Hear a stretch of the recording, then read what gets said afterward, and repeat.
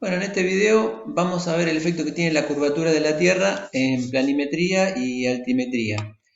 Eh, la curvatura de la Tierra tiene un efecto sobre la medición de distancias y sobre la medición de alturas, que vamos a ver inmediatamente, pero en distancias son por ahí un poco menor que en alturas.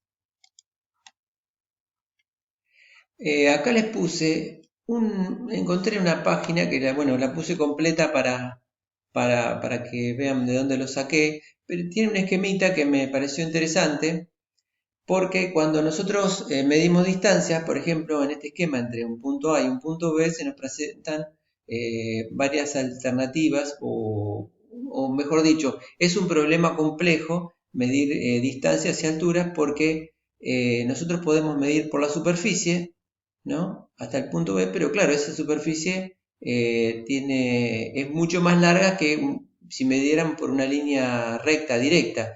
Por otra parte, si fuera una línea recta, tampoco estaría representando correctamente la distancia si pensamos que la Tierra es curva. Cualquier parte de la superficie de la Tierra, digamos, es curva. Entonces hay que buscar algún tipo de referencia. La referencia que se buscó es por ejemplo, la altura promedio del nivel del mar. Si nosotros proyectamos altura del nivel del mar en toda la superficie del globo terráqueo, por supuesto que sobre esa superficie van a quedar las montañas o valles, van a quedar por debajo o por encima de esa línea de referencia, pero nosotros ya tenemos ahí una línea de referencia. Eh, Hay algunos modelos matemáticos, por ejemplo el elipsoide, que representa matemáticamente la forma que tiene el mundo, que no es una esfera, sino que es una esfera un poco achatada y esa superficie o ese cuerpo se representa se hace un modelo de él matemático que se llama elipsoide y que, digamos, podríamos decir que es coincidente con esa proyección de la altura del nivel del mar eh, sobre la superficie de la Tierra. Acá encontramos el siguiente problema, que al medir, si medimos, por ejemplo, con medios electrónicos, por la proyección de algún tipo de radiación, o por una visual, digamos, por medios ópticos o por medio de, por ejemplo, rayos láser o microondas, esas microondas, esos rayos se proyectan en línea recta, siguiendo, digamos, una tangente al punto de donde estamos parados. Pero digamos que la superficie tiende a seguir, o la superficie de referencia es curva, por lo tanto la distancia entre el instrumento de medición y el punto que queremos medir, esa distancia va a ser distinta por la línea curva que por la línea recta, en este caso el azul. A esa diferencia entre las dos distancias hay que tenerla en cuenta para poder, digamos, corregir esa medición que hacemos por medios electrónicos y llevarla a la medición real sobre una superficie curva homogénea. En este otro dibujo también es más o menos lo mismo. Estamos parados en un lugar y en ese lugar, sobre la vertical de ese lugar, podemos trazar una horizontal, que es un plano para nosotros cuando estamos sobre un punto determinado de la Tierra. Estamos sobre un plano horizontal que es tangente a la superficie de la Tierra. Por lo tanto, si a medida que nos alejamos de ese punto, digamos, esa tangente se va alejando de la superficie y va incorporando un error, ¿no?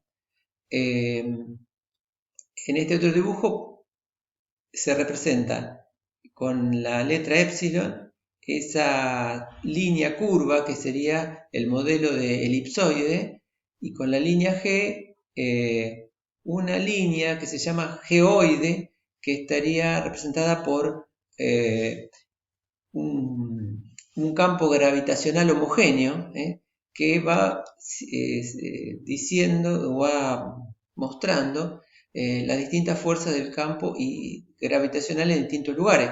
Como el mundo no es homogéneo ni las masas están repartidas en forma homogénea, por ese campo gravitacional varía, y eso hace que varíe también la perpendicular a la superficie del punto donde estamos parados. Por lo tanto, tenemos que tenerla en cuenta también en el caso de los trabajos de topografía. Acá es un dibujo donde se muestran en forma exagerada tanto la elipsoide que representa a la Tierra, y cuando estamos parados en algún punto alejado del norte, por ejemplo, o del sur, o de los dos extremos este-oeste, vemos que por ahí el radio de la Tierra no coincide con la vertical en ese punto. Bueno, eso introduce un error que es debido a la fuerza gravitacional en ese punto. Por lo tanto, es importante por lo menos conocerlo para saber cómo manejarse con él. Acá vamos a ver el efecto de la curvatura de la Tierra sobre las mediciones de distancia.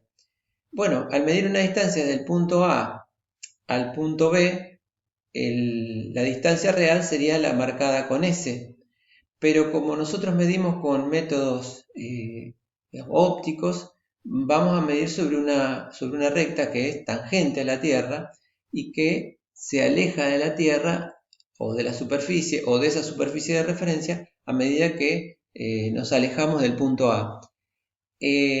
Suponiendo este caso, medimos la distancia, queremos medir la distancia al punto B y estamos midiendo la distancia hacia el punto B', o sea, hay un delta S, una distancia un poco mayor que la real, y tenemos que, por supuesto, tenerla en cuenta. Se lo tiene en cuenta, acá está la fórmula del delta S, o sea, de la cantidad adicional que estamos midiendo cuando queremos medir una distancia. Y también agregué acá una tablita para que vean que, por ejemplo, para 100 kilómetros la diferencia entre la real y la medida es de 8 metros. Para 10 kilómetros es de 0,8 centímetros. Por lo tanto, para distancias relativamente pequeñas, este error que cometemos es despreciable e inclusive es mucho más chico que lo que podemos medir con algún instrumento.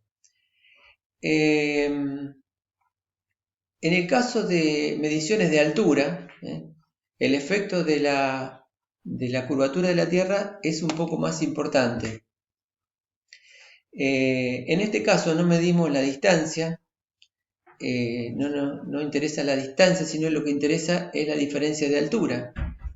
Cuando medimos la diferencia de altura entre A y B, no sabemos si es porque B está más bajo o más alto o por la curvatura de la Tierra. O sea, a medida que nosotros nos alejamos del punto A, va a haber una diferencia de altura, pero es debida a que la Tierra es curva y no a la diferencia de altura real entre dos puntos. Bueno, yo agregué acá el mismo dibujo para que se vea que sería, en este caso, esta parte roja lo que nos interesa ahora, o sea, la diferencia de altura debida a la curvatura de la Tierra para poder corregir la diferencia de altura real entre el punto A y el punto B. Además, hay otro fenómeno que es el fenómeno de refracción, que al medir con medios ópticos la luz, al atravesar la atmósfera, se curva, y en este caso se curva, pero digamos más bien siguiendo la curvatura de la Tierra. No alcanza a compensar la diferencia de altura por curvatura de la Tierra, pero sí se reduce ese error. Cuando tenemos en cuenta las dos cosas, o sea, el error por curvatura, desde altura estamos hablando, ¿no? El error por curvatura y el error por refracción, entonces podemos, se llega, después de un análisis matemático de la situación, a una corrección conjunta de curvatura y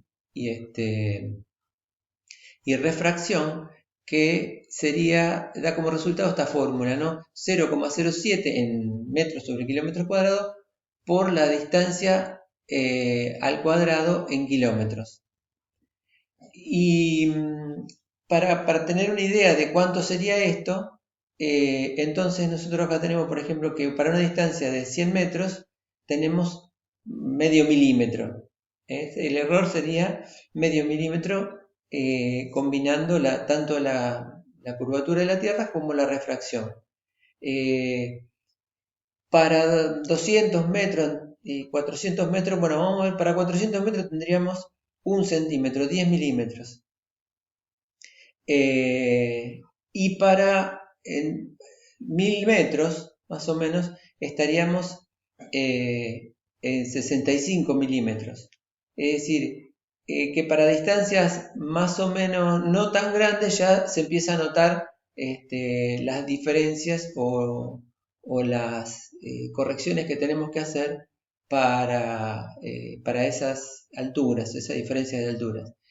Para distancias relativamente cortas, como 100 metros, los trabajos que se pueden hacer dentro de esas distancias, 100, 200 hasta 500 metros, podemos utilizar la corrección con esta fórmula, ¿no?